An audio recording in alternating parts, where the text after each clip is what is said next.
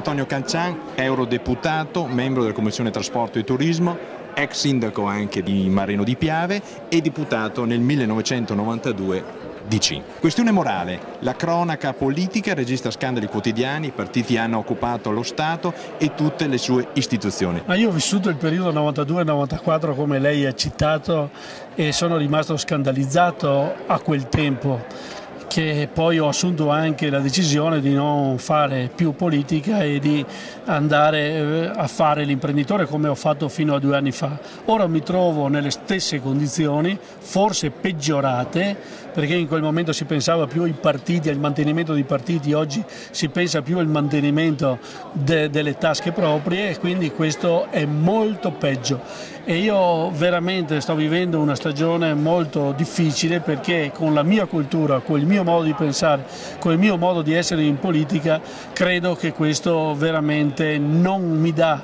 la carica e la soddisfazione giusta per poter affrontare i grandi temi, i grandi problemi che ci sono oggi sul tappeto. Questa è una mia sensazione, però non sono uno che molla, non sono uno che si ferma, non sono uno che si scandalizza più di tanto. Io vorrei portare un contributo positivo per cercare nella positività, nell'entusiasmo e nella speranza, nella voglia di cambiare e cercare di andare non verso la Terza Repubblica, perché non è successo nulla in questo periodo, non si può chiamare Seconda Repubblica, ma verso una politica, verso una Repubblica che abbia dei valori in testa e non possano essere calpestati come lo è in questo momento, in questo periodo purtroppo nero per la storia italiana.